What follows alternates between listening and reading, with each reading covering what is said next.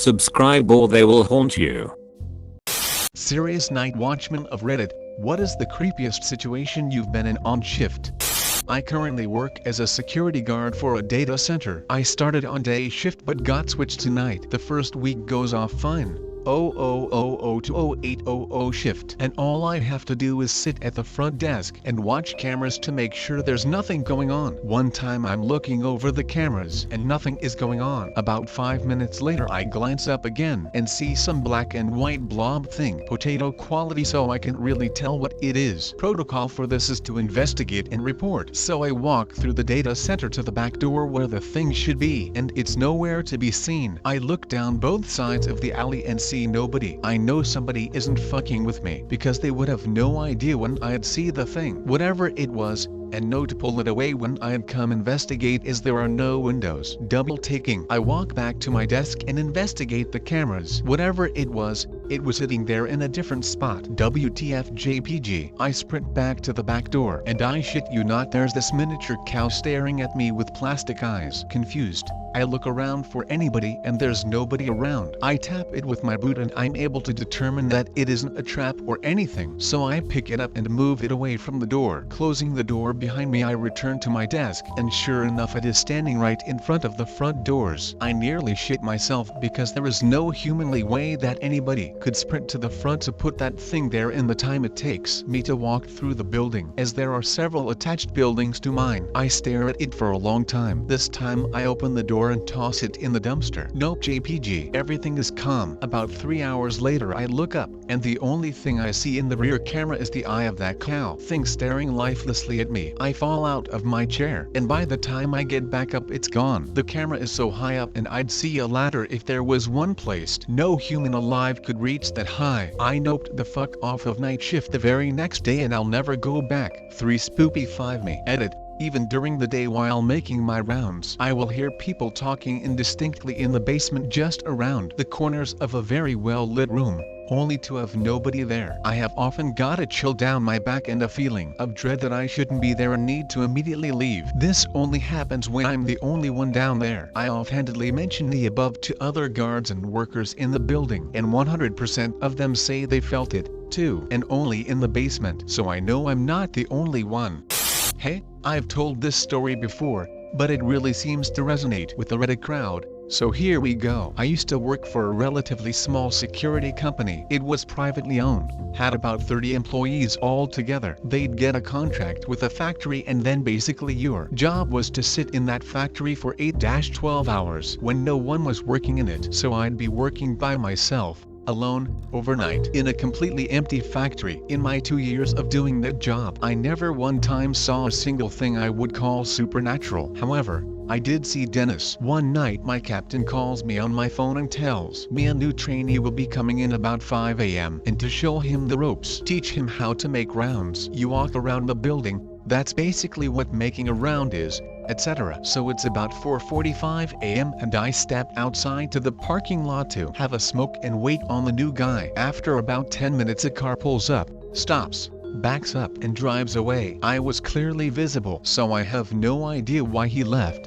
but the car passed by about 3-4 more times before finally pulling in and shutting off the engine. I can see him in the car and he's just sitting in the driver's seat staring at me. In the back seat are 2 kids probably around 6-8. After about 3 minutes of me wondering what the fuck is going on, he gets out of the car. Dennis is fucked up looking. He's about 4'10" and fatter than damn near anyone I have ever seen. He has a huge rash covering about 70% of his body with a white crust outlining most of it. He then speaks. Had a little trouble finding the place. His voice is high-pitched. I mean really high-pitched. I'm talking Judge Doom in the final scene of Who Framed Roger Rabbit high-pitched. Then he extends his hand to shake mine. Without thinking much, I shake it. There's one finger on it. One. And the rest of the hand looks like some kind of stumpy flesh mitten. One of the kids gets out of the car, has the same rash, is also very fat, is also missing fingers. He says, "Daddy, can I get a drink?" Dennis turns around and screams in that high-pitched voice, "Get back in the damn car and don't you get out again." I'm in fucking shock. So I take the guy around the factory,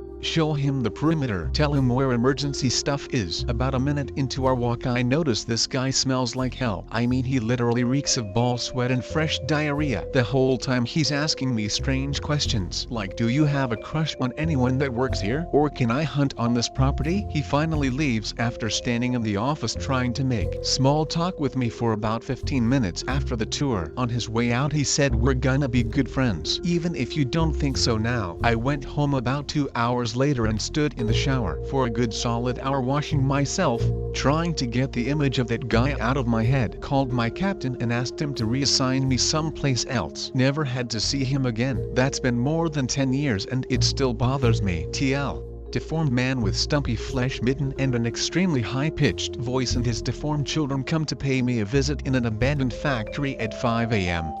I have a mild one. Last year I worked as night shift security at this place called the Desert Museum, which is essentially a zoo and botanical garden that showcases the different life found in the Sonoran Desert. It's a phenomenal place. BTW. Highly recommend a visit if you find yourself in Tucson, Arizona. So towards the end of closing time all the employees leave and I lock the whole place up, including the main gates into the place. Eventually later in the night I have to go open up the gate for the custodians to leave, and while I was waiting I got bored and started playing with my flashlight. So I shined my flashlight onto a hill across the street. Here's a Google Street View so it makes sense, and see these two really weird glowing orbs. But once I turn the light off I can't see them anymore. And keep in mind, this place is in the middle of nowhere with a new moon. Everything is pitch black. I keep playing around with it, trying to figure out what these weird reflective orbs are, until they suddenly start to move and I realize I'm an idiot because those glowing orbs were actually eyeballs,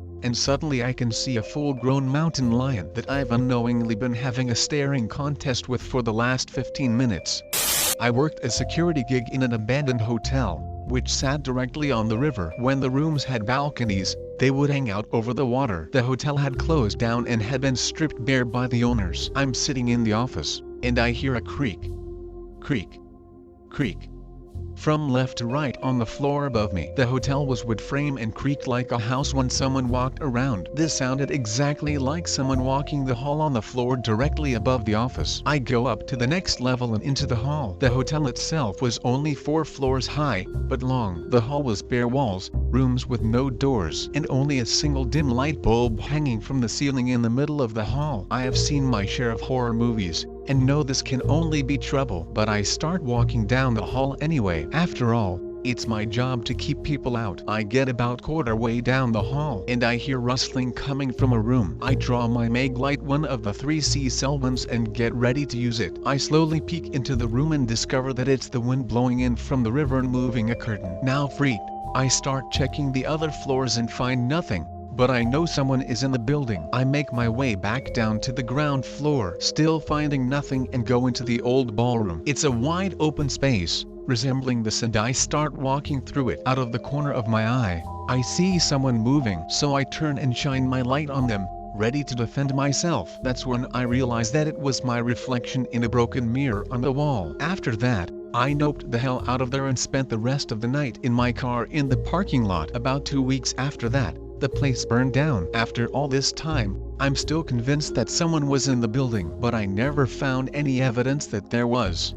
I worked in an abandoned hospital for a while and it was full of FWTF. It seemed every damn night. Everything had logical explanations, but working in there alone at night was a trip. First, the doors in the stairwells had gas piston hinges that wouldn't really close the door and slowly leak out. You get the other end of the hallway and the stairwell door would slam loudly as if someone slammed the door closed. Took me a week to figure out the pattern of which doors did it. The elevators were somehow rigged together so you would go from one floor to the next, and when the door opened, the elevator across the hall or next to you would be closing like you just missed someone getting in. This shit was totally random. I once turned on the PA system with a radio next to it so I could have music throughout the building. I thought I was clever till it turned itself off when I was in another part of the building. Had an auto timeout switch. I once walked to the emergency room and there was this bloody dude holding his arm just outside the door staring at me. I froze and we just stared at each other for what seemed like an eternity. Plus a few hours floors. Then he tells me to let him in because he broke his arm. I tell him this is an abandoned hospital, and he just walks out into the darkness without saying another word. Once was doing floors at night at this pipeline fittings company in the middle of the boonies and looked up and there was this hills have eyes looking dude on crutches banging on the door. Tells me to open the door and he needs a ride back because his van had broken down. The guy had his right leg all bandaged up, so was pretty sure he was lying. Told him no thank you and he just laughed and hobbled into the night. That job was bad for my nerves. I used to work at City Hall a few years ago as a security guard. There were abandoned jail cells in the basement that haven't been used in years. Part of my duties was to patrol them for any squatters. It was probably my second time patrolling alone, and things started to get really fucking weird. I went down to the old prison holding cells, and it's a long, narrow hallway about 6 meters wide and 100 meters long with cells on both sides. The hallway was lit with light bulbs hanging from the ceiling. I was walking past the fourth column of cells when the lights went out.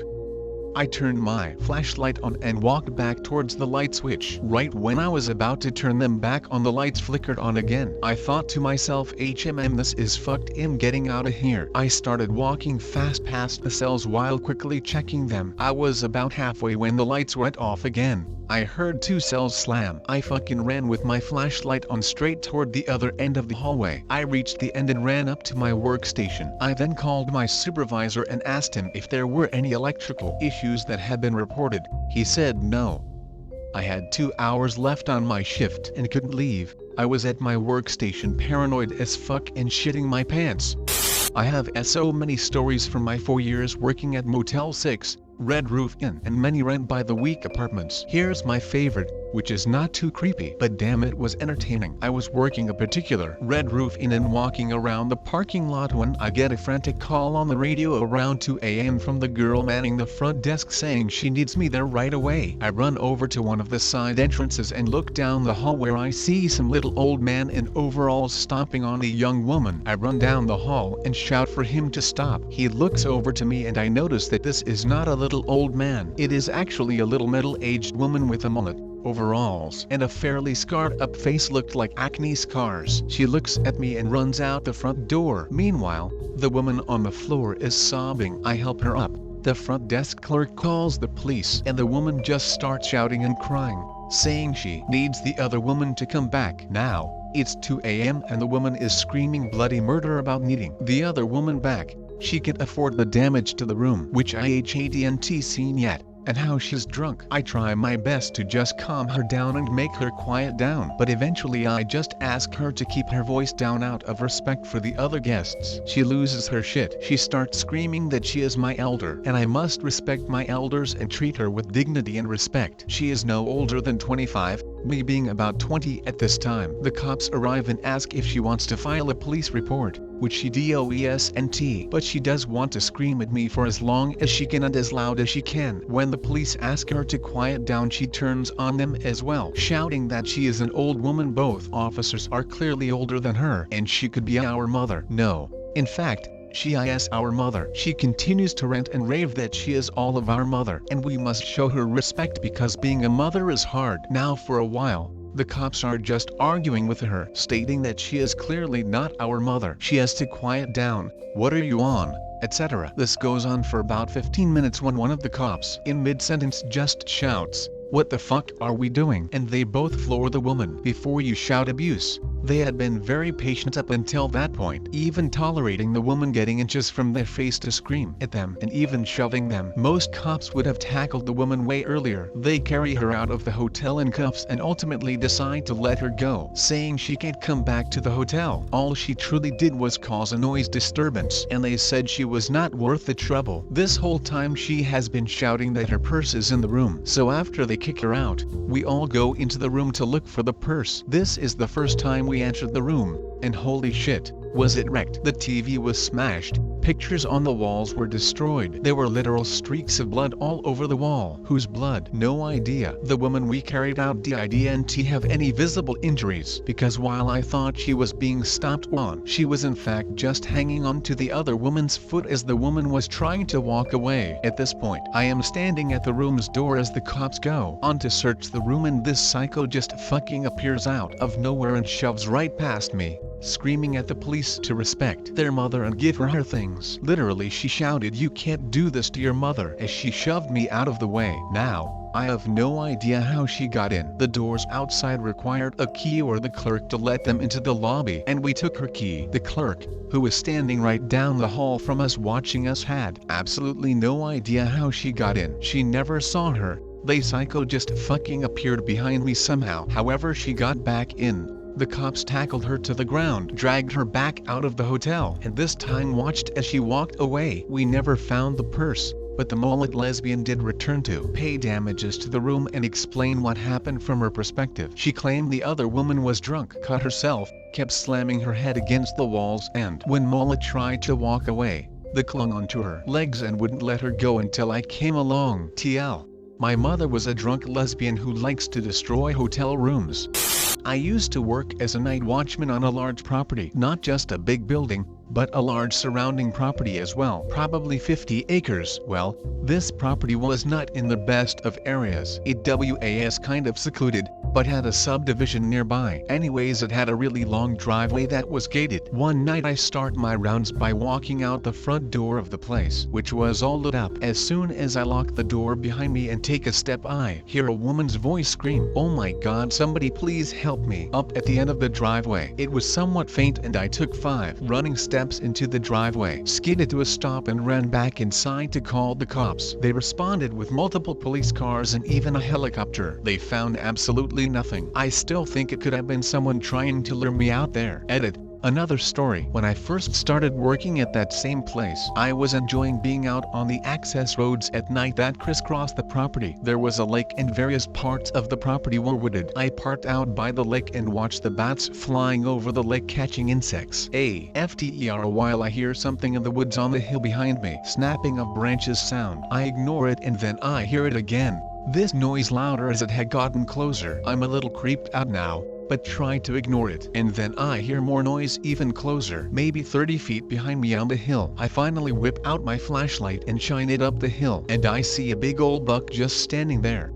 I was a night shift security guard at a hospital when I was 20. This was a relatively nice suburban hospital, no trauma unit, so there wasn't a lot going on at night. We made rounds and occasionally helped to strap angry people down in the ER. Mostly, we checked people into the morgue. There was a logbook that had to be signed by the guard and the nurse, and paperwork that had to be filed for every corpse that came downstairs. The morgue was really small, a freezer that had room for maybe 2 gurneys, and 1 table for bodies in the main room. Around the table were all kinds of plastic containers with biohazard labels. Most had parts that I couldn't identify. One was full of eyeballs. Seriously, I have no idea what they were for. One night I got a call over the radio that a body was headed downstairs. I went to meet the nurse and saw she was carrying a small blanket, stillborn. We went into the morgue and she laid the bundle down on the table, unwrapping the blanket and revealing a tiny, discolored baby. She checked the tag on it and realized that she had forgotten the paperwork. Corpses are unnerving in their stillness. Bodies move,